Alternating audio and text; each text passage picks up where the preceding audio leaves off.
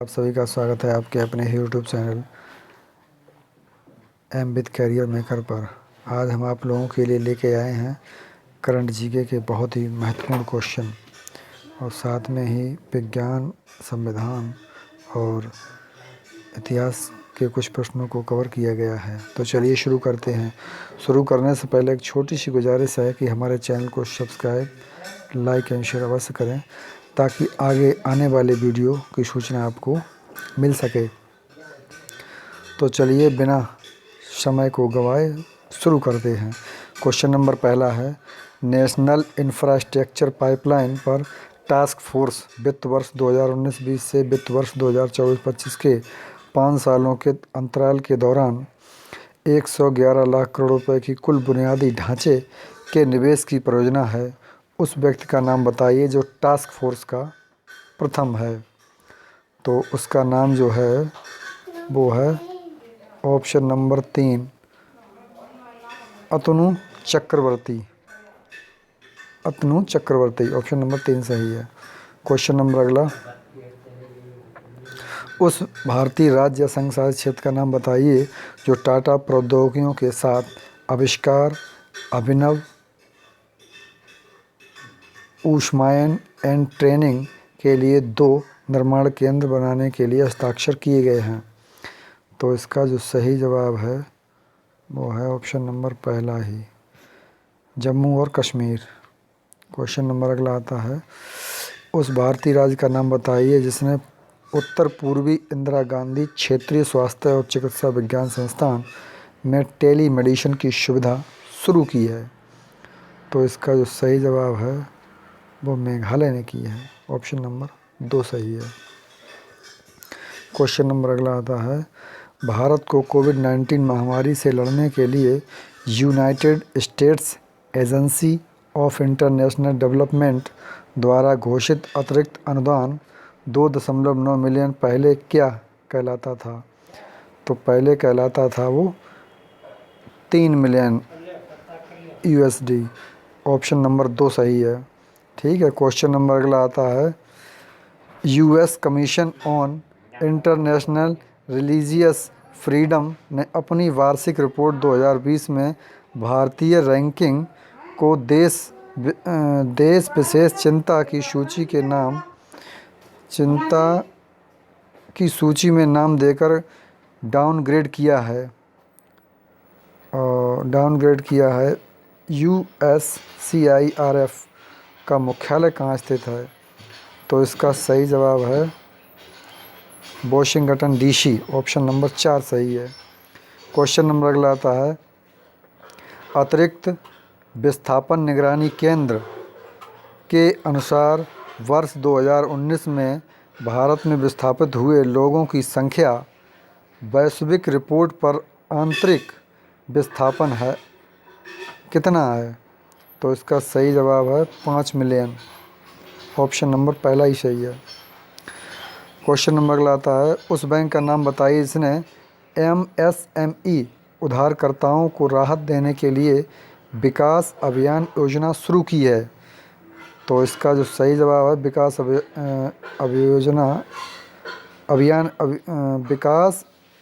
अभियान योजना किसने शुरू की है? तो इसका सही जवाब है ये कर्नाटक विकास ग्रामीण बैंक ने की है। ऑप्शन नंबर 4 सही है। क्वेश्चन नंबर अगला आता है, उस व्यक्ति का नाम बताइए जिसने भारतीय संयुक्त राष्ट्र में भारत का राजदूत स्थायी प्रतिनिधि नियुक्त किया गया है। तो वो है ऑप्शन नंबर 2, TS त्रिमूर्ति। ठीक है। क्वेश्चन नंबर अगला आता है, किस देश ने मणिपुरी डॉक्टर थंगजाम धवली सिंह को order of rising sun gold and silver rays से सम्मानित किया है? तो इसका सही जवाब है जापान ने किया। ऑप्शन नंबर 4 सही है। क्वेश्चन नंबर अगला आता है, उस भारतीय राज्य का नाम बताइए जो ग्रामीण विकास मंत्रालय के आंकड़ों के अनुसार महात्मा गांधी राष्ट्रीय ग्रामीण रोजगार गारंटी योजना के तहत अधिकतम रोजगार प्रदान करने की सूची में सबसे ऊपर है। तो वो है छत्तीसगढ़। ऑप्शन नंबर पहला ही सही है।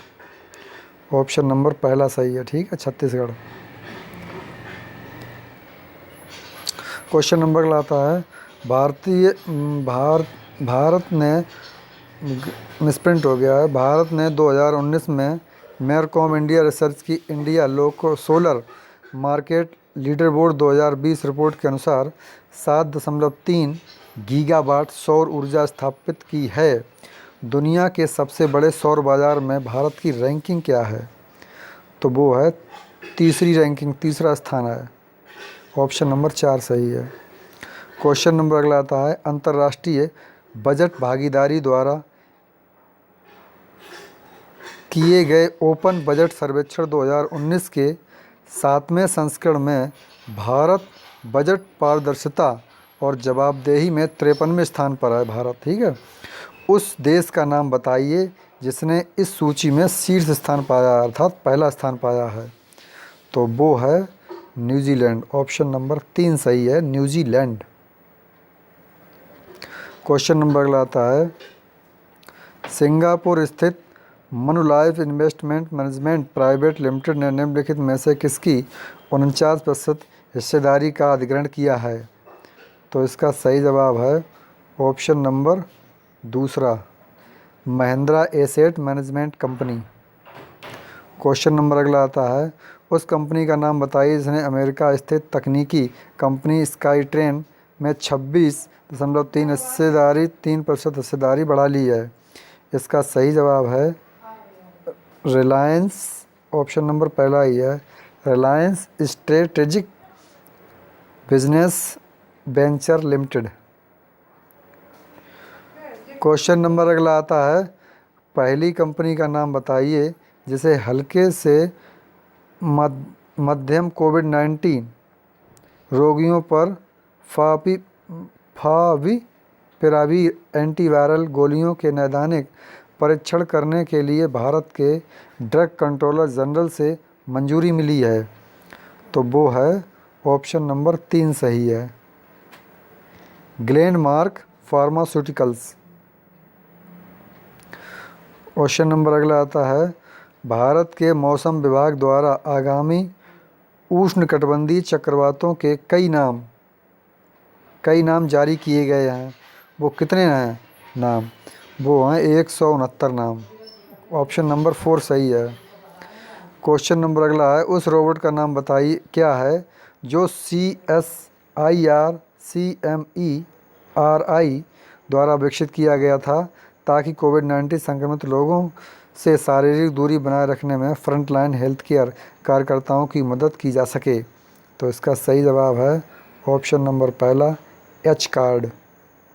क्वेश्चन नंबर अगला आता है उस संगठन एसोसिएशन का नाम बताइए जिसने स्वास्थ्य कार्यकर्ताओं के लिए हैज वी विल विन अभियान शुरू किया है।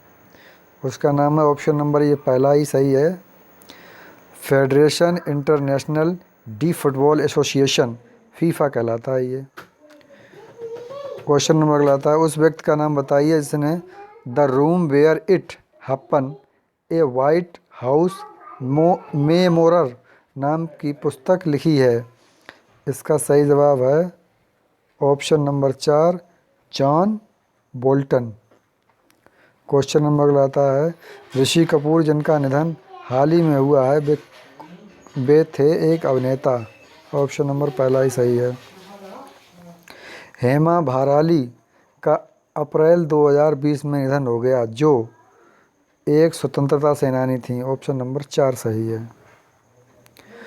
क्वेश्चन नंबर अगला आता है रुद्र तेज सिंह जिनका हाल ही में निधन हो गया किस कंपनी के CEO हैं? वो हैं